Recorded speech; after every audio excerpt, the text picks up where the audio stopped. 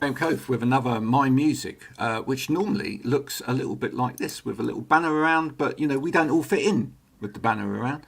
So I'm going to take, we have to do that with our heads. So I'm going to take that away so that I can welcome and talk to I Am A Rocketship today. Hello, folks. Thanks for joining me. Hey, Graham. But first, before we take off in their rocket ship, we're going to watch this video all together. Hope you enjoy.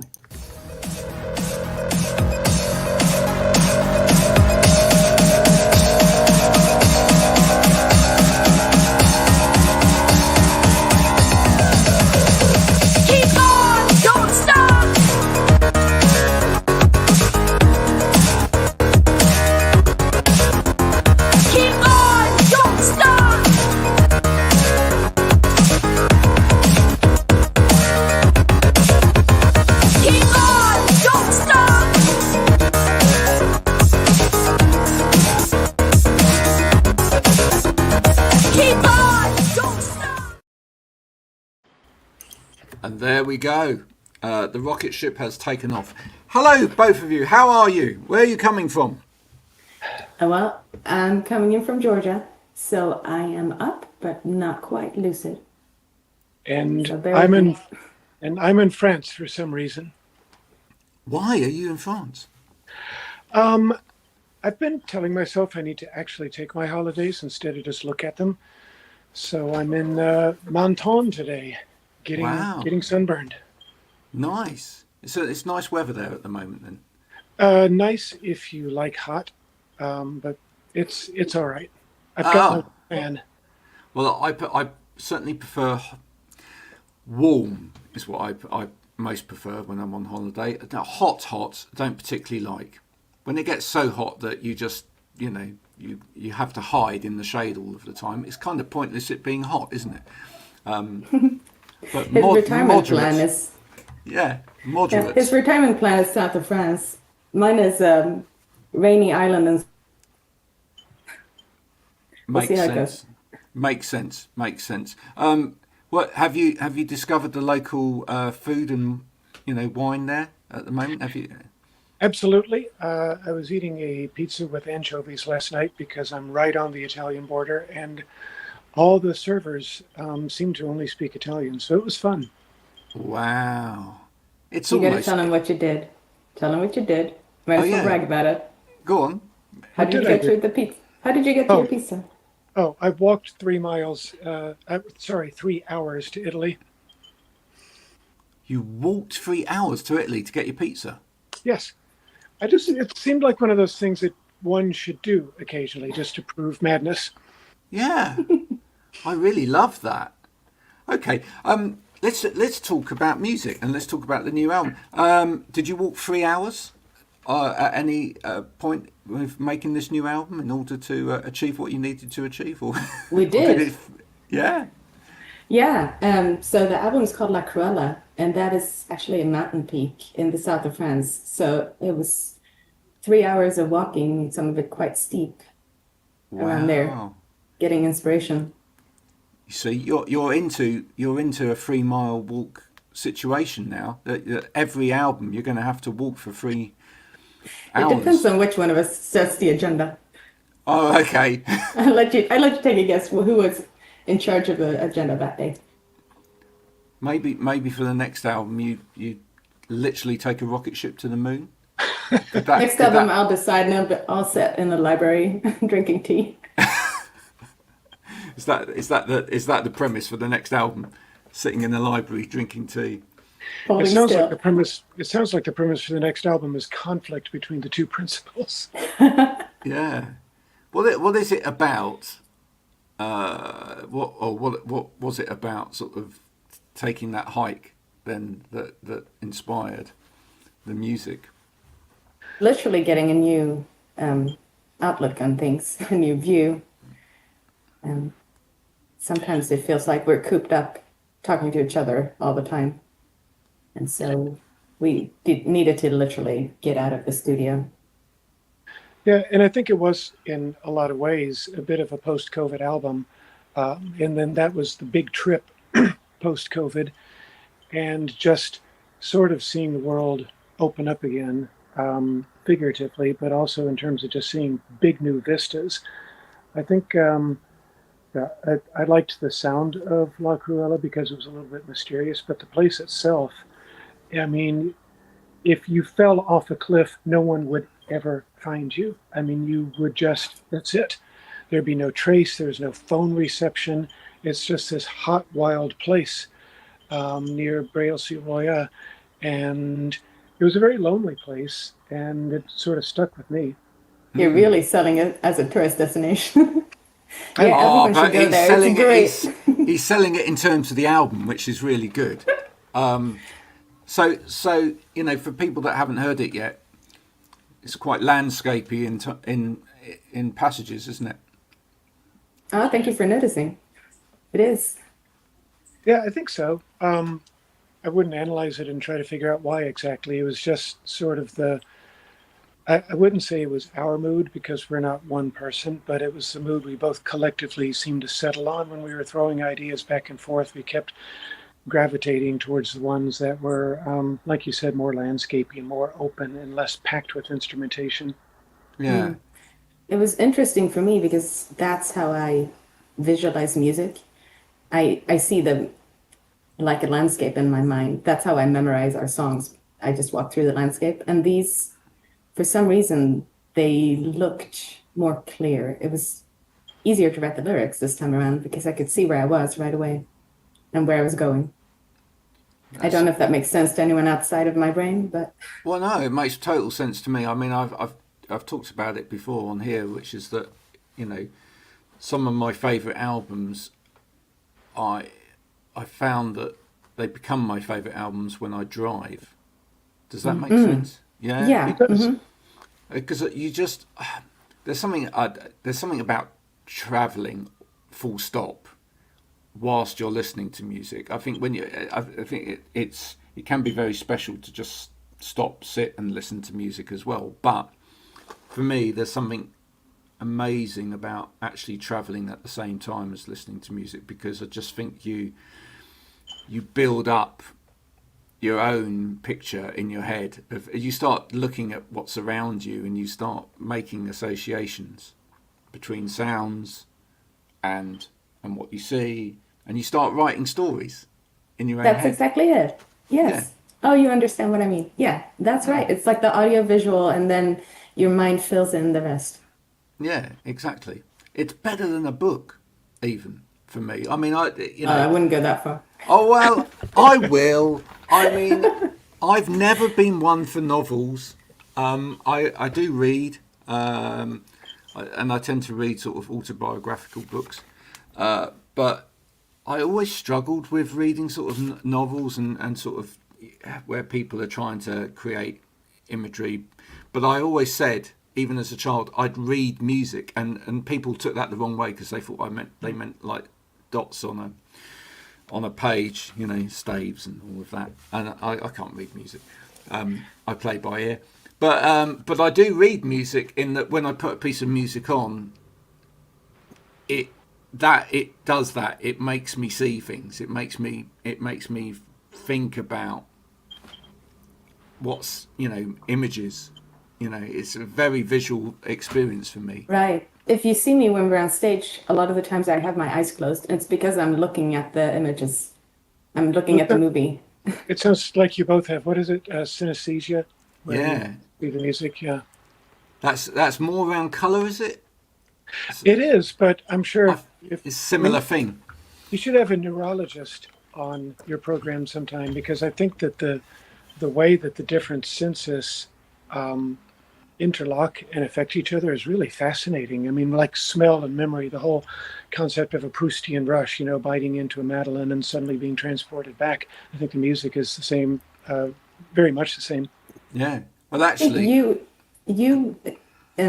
don't visualize music the same way that I do. Your input is a lot more audio input. Like you hear all the parts of the music going on, but I don't know that you see it. No. Do you hear all of the nuances of music, Eric? Well, it's hard for me to say. I mean, I may be missing out on a lot and just think I am. But a lot of the times when I start writing a song idea, my biggest frustration is that I don't have enough hands and enough brain power to get all the ideas down simultaneously, because Wow. I can hear the hi-hat, I can hear the harmonies, I can hear where the kick locks in with the bass, I can hear both the guitars, I can hear whatever else is going on. But Before it's there. right, Before it's there. Right. right. But the mechanical task of getting it all down just takes so long. Wow. I wonder whether anyone could develop any technology going forward that would help with that. Oh, that would be frightening to actually hear what I imagine come true to life without any obstacles. Yeah. No, but would it be exciting at the same time? I mean, look, let's face it. Kind of neurotech is something that's heading towards us for the future. The ability to actually not necessarily have to physically input stuff, but think it, and there it is.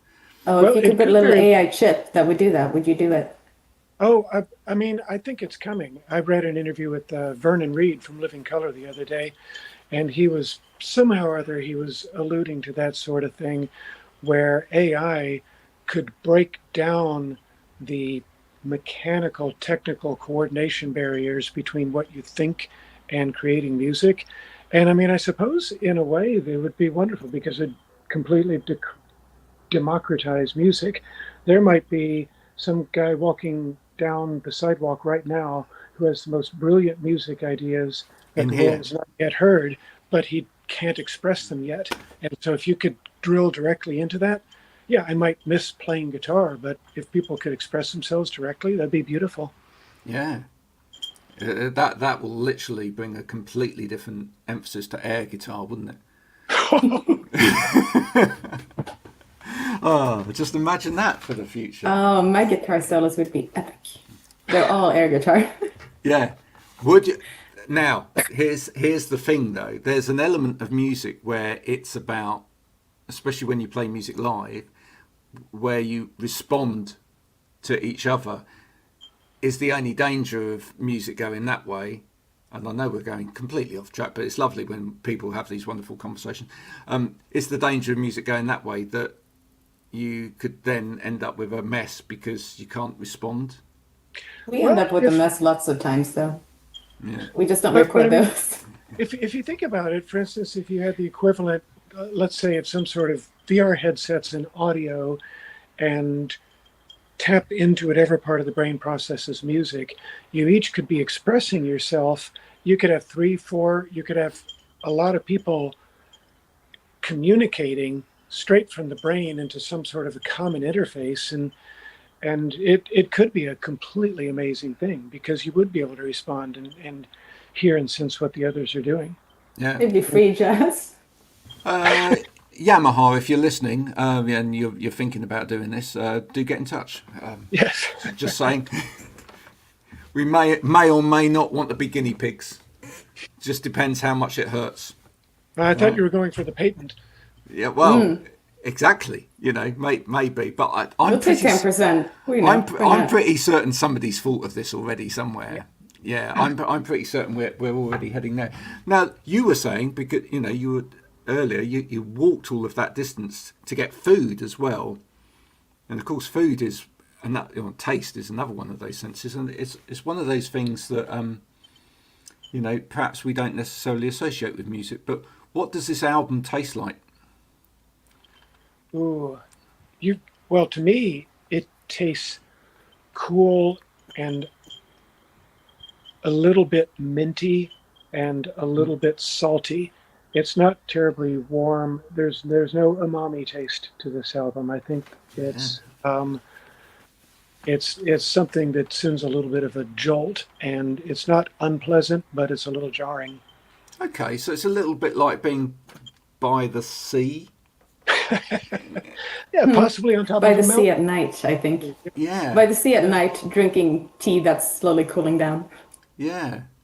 When Like you with a walk little bit of along the whiskey. front of the sea and you can almost kind of taste the seaweed and the the saltiness of the sea, etc. And it's a little bit dangerous as well as being. The thing is, to me, the sea's an amazing place, isn't it? Because it's it's on the one hand, it reminds you just how small you are in the world. You know, that from a mental health perspective, I think there's nothing better than standing there looking out at the sea, because it just goes on, and you feel that you suddenly realise that how small you and everything else that you've been worried about is. But it's incredibly dangerous as well, and it's kind of that but it's beautiful, and it's kind of that juxtaposition between beauty and danger, and I quite like that. And there's an element of that in terms of the sound of this album. Would you not say? Maybe so, and I think there's also this concept that I can't remember who had it, but it was the imp of the perverse, and it's that feeling when you're on the edge of a cliff and there's a little bit of it, you have to almost physically stop from jumping off. And there are times when you're looking at the sea, you just think, what if I just started walking? How far could I walk before the sea just took me under? And I don't want to over dramatize the album that much, it's just songs, but I think that's something that a lot of them have in common. Even just glancing at the titles, you can tell that there's definitely a melancholy to it. And a lot of them are lyrically set in the moment of change, or right before change, or right before a choice is being made. Like, it could go either way. There could be a happy ending, there could be a sad ending, and I think the listener just needs to fill in which one it's going to be. It's not set. Well, that's the thing about a moment of change, isn't it? That it's kind of both exciting and dangerous, terrifying at the same time. Yeah. You kind of, even like, I'm going to have one of those conversations later today. Don't mind telling you. You know, there's sometimes you have to have those conversations, or you have to make those decisions in life where you know that this is going to be hard, right? You know that this is going to tip something one way or the other, but and the feeling before you have that conversation, or the feeling before you walk through that, is, as you say, both excited and scared, all at the same time. So it's one of the most interesting feelings, I think, that we have as human beings. Whereas, you know, just pure situations where it's pure fear or pure euphoria, if you like, you know, amazing. They're important in their own right, but that change feeling, or that moment before feeling, that anticipatory feeling, is quite a unique feeling. And I think it's because as humans, we're afraid of change, but we're always striving towards it as well. We don't like holding still. We're instinctually just moving towards the next thing. And when we get to the point where it's right before something will change, we suddenly get terrified and go, oh no, let's backtrack. I don't know. Yeah. I don't know. We actually see that anywhere else in nature either, particularly. I mean, it's quite interesting. My son brought me in.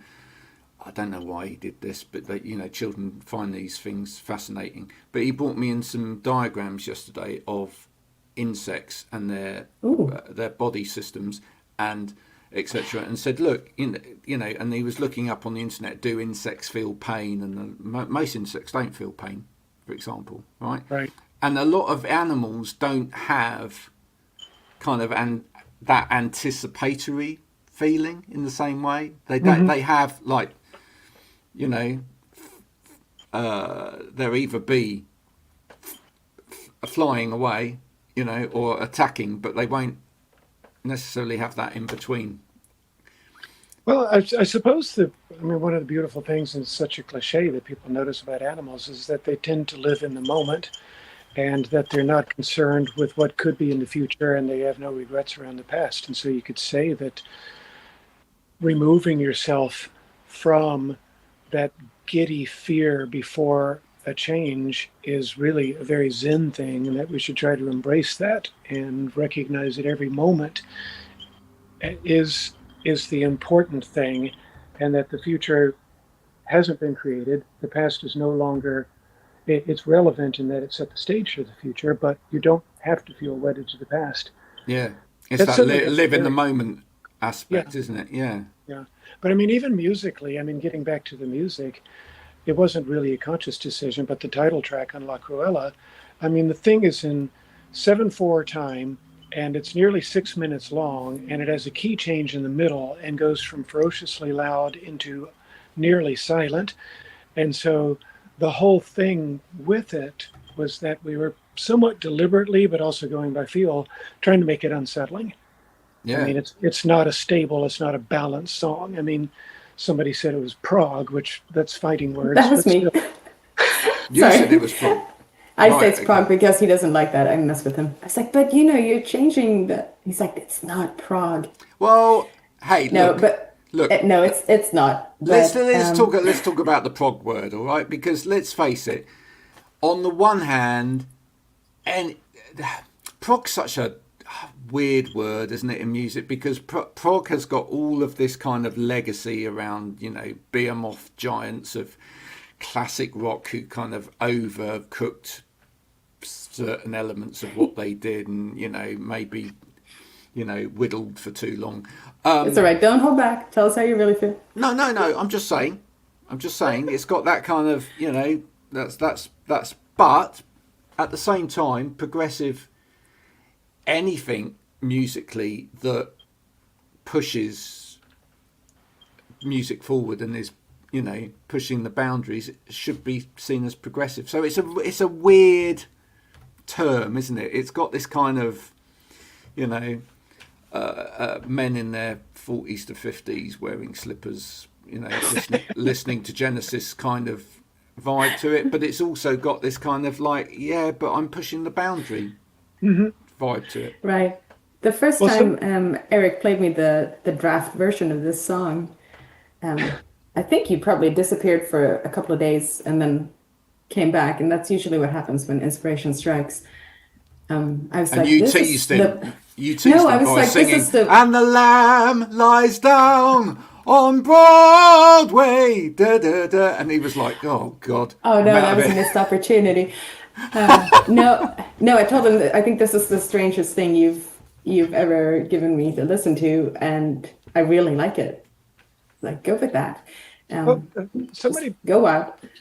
somebody pointed out to me though. I mean, Graham, back to your point, is that before I guess Dave Brubeck did Take Five, 5/4 was unbelievably exotic. It was just it blew people's minds, and now elementary school kazoo bands play 5/4 seamlessly. It doesn't even seem like a strange time signature anymore.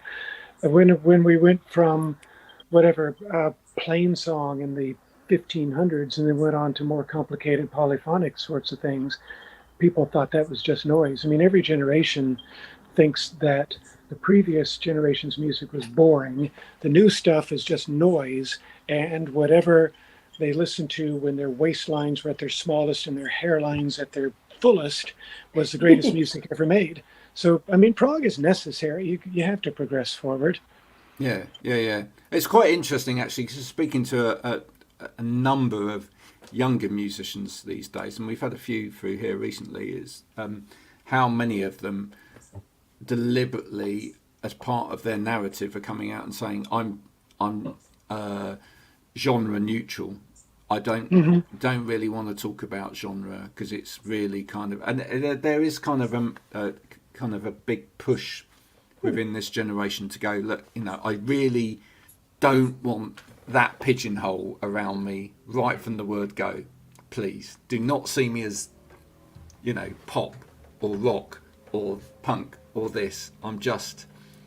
This is music. Please take every piece as it comes. I Yeah. like that. Don't fence yourself in. You never know what you're going to get inspired by or what music will work with what you're trying to convey. Yeah, well, I do wonder really how much of that actually doesn't come from musicians, but actually comes from the people that need to talk about music. You know, I would say the vast majority. yeah, yeah. I don't think over the years, having made music myself and being involved with different musicians, I can't actually remember anybody that I ever worked with that actually went, well, and now we're making our classic rock album, or this is our punk album, or whatever. It was really just a case of this is the song that I've written, and what do you think of it? Yeah, Right. Joking with Eric that we should do like a specific genre. We should do a jazz album, or let's do a punk album. But it never we don't ever decide ahead of time. We listen to the album when it's done, and we're like, oh, that's how that came out. I'd like to see, going back to the food thing, because who doesn't like talking about food? I'd like to see musicians helping to change the narrative by perhaps making different associations. So rather than saying, well, this is our prog album or whatever, it's saying like, well, actually, here's the menu that we suggest that you try with this album. Oh, That's an interesting idea. Wouldn't that be nice? Yeah. Here you are. Sit down, and we you can obviously take your own interpretation of it and do whatever. But we've tried this. You could have rather than just listening parties. You could actually have eating parties. Mm-hmm. Where That'd like be great. idea. Yeah, I would like that because when we're performing, I eat. Do you? No, Yeah. I don't eat. I don't eat before a show. I don't know if it's because I'm quite short, but it messes up the resonance. I can't sustain my notes very well enough unless I I have would an empty stomach. never eat before singing. Mm-hmm. No, you just don't know how. You just don't know. I mean, things like fatty foods, for example, cheeses and things like that. Get stuck in your throat, or just make your throat feel more closed. Right, exactly. No food, no alcohol beforehand. Yep. So when I'm listening to music, yeah, let's indulge. I'm not Yeah. sure what this album would be, though. It's not. It's Well, maybe one of those sampling menus with 10 different tiny courses. Well, Eric's going to experiment over the week that he's in France. He's, he may come back with some samples for you. So look, I've got a nice bottle of this, which I've walked 3 miles. Sorry, 4. Uphill. 3 hours. Sorry, not 3 miles, because you must have walked. How many miles did you walk in that time? I think it was a little over 10 miles. 10 miles. Nice one. Yeah. So I walked 10 miles for this. Got this lovely, bottle of red wine from the Italian border, and then on the way back, I found this wonderful cheese. Yeah. And so I've got this kind of like grilled fish and smoked cheese kind of thing going on with some long grain rice with a little bit of parsley and this bottle of wine, and that's track 1. Well, actually, that's part 1 of track 1. I haven't had breakfast yet. I'm really hungry now. You see, it works, doesn't it? Just imagine that people could really get into that. I think, but do you think, in all seriousness, do you think musicians need to actually be a little bit more creative in the way that they perhaps market their music? Because we're getting to a stage now where there's actually quite a formulaic way for a lot of people of putting out this stuff, and it's like we'll tease this, and then we're doing a little bit of this, and then there it is, and it's coming out here, and then we'd like you to come to this, and it's like, and I've been really intrigued in recent years where people have tried to do it a different way. I don't know whether I mentioned before when you were on, but I loved it when someone like Christian Hirsch, for example, went and got a book deal, and for a number of albums wrote a book and released a book on a publishing deal with the music, right? So you get like a number 1 best-selling book, and it brings the music to a slightly different audience or a wider audience, because actually, whereas you might not be able to get a number 1 album, you can get a number 1 book. I think yes. I think that what people want in terms of, I suppose, marketing talk is that they want more brand intimacy, I suppose, with the bands. They want to feel like the experience they're having with the band is sort of curated and uniquely theirs, and not just the usual broad, well, I added you to my playlist and listened to it. So what? I mean, just a very easy and obvious example of it is that several years ago, I was traveling for work, and it turned out that the band Failure were playing around the corner, and I thought, oh, well, I'll go see Failure. They happen to have a VIP ticket that was fairly cheap. So I did the VIP ticket, ended up spending quite a lot of time talking to the band and Troy Van Leeuwen from Queens of the Stone Age. And what do you know, on this album, Kelly Scott from Failure played drums on the on the first song on the album. But it was a neat experience, and it made me more deeply committed to really loving that band and what they put out. So I think the more that bands can provide unusual experiences or one-on-one conversations or meetings or odd subscriber benefits, I think it's great. Well, there you go. So if you're watching this now, and afterwards, when the album comes out, you check out the album. Please do. If you've got recipe suggestions, get in touch with the band, and maybe we can make that happen. Like a global eat and listen situation. It'd be a You were witnesses to history, everybody. Yeah, I think it'd be. I say in all seriousness, I think it'd be a lovely thing. Let's face it, right? Churches, and I grew up going to church. I don't know whether either of you two went to church when you were young or whatever, but at least once a year. Okay, but churches were always centered around food. Yes, they really were. Oh, that's true. Or if you're in Sweden, they're centered around the coffee. Yeah, there's always church coffee.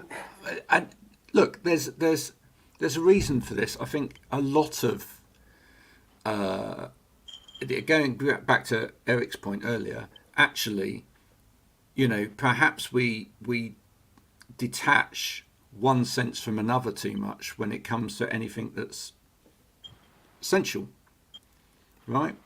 Listening to a piece of music, if it makes you visualize, or if it is an auditory experience for you, why shouldn't it be a palatable experience for you at the same time? It makes sense, because what we're trying to do, both when we're performing music and when we're listening, it's to connect. Audience, you're trying to connect with other people. And if you think about it, how do humans connect? We connect by eating or drinking or playing music. Sometimes together, but it makes sense to combine them, right? It all comes from the same part of our brain, I think. It's a good example of that kind of intimacy. It's a UK podcast. Is it Off Menu? It's Ed Gamble and James Acaster, and it's, I mean, like any podcast, it has its highlights and its occasional disappointments, but you've got to listen because they're talking about food, and it's just completely universal. It's like, yeah, what would my dream entree be after that? It's great. There you go. I think we've really come up with something today. Both of you, favourite song from the album? Mine is The Madness. It's the very last one. My favorite version actually is the version that Eric recorded to show me, because this is the one where he wrote the lyrics to. So it came into my lap. We didn't record it with Eric singing, but that's still my favorite version. Oh, that's lovely, isn't it? I think I like Gravity. It's just a simple little pop song, and it's not long and it's not fancy, but I like the fact that it's just, here you go, verse, chorus, get out, get the job done. There you go. Well, you see, what you've done there is you've teased people now into wanting to hear these songs, which makes people curious, and curiosity, apart from killing the cat, actually makes people want to go and check things out. So it's been wonderful catching up with both of you today. Oh, it's always good to talk to you. Thank you. And I'm hungry. We should all eat now. we are going to all eat now. That we're going to make this happen. You're probably eating something different from me, because it's lunchtime here, and it's lunchtime for Eric, and it's probably breakfast time for you. Isn't it? It's breakfast time for me, yeah. Yeah, pancakes. Oh, I wish. Or who knows? And Eric's off to catch some fresh fish. He's got to walk to the sea first, though. Exactly. Yeah. How far from the coast are you? I could probably jump out of the window behind me, roll down the hill, and land in the Mediterranean. So that's it. You see, he doesn't actually need to. An arduous trek of 3 minutes or more. Yeah, he doesn't actually have to do a long trek. I look forward to catching up with you as you carry on, and I look forward to seeing the response from this album, and look forward to hearing where the journey is going to take you next for the next album as well. Clearly, you've got to decide between the two of you where the trek's going to be. No, it's going to be a combination album, punk album with Cheese of the Month, if you sign up. It's going to be called Cheesy Punk, the next album. All right, enjoy that, folks. It's a right rockfall. Thank you so much to I Am A Rocketship for coming in and talking to me today. If you've enjoyed this, everybody, this has been my music. Please do share it with your friends, and do follow I Am A Rocketship and download their music and pay for it as well. Don't be so tight. If you haven't enjoyed this today, then I'm sorry, but you're just miserable.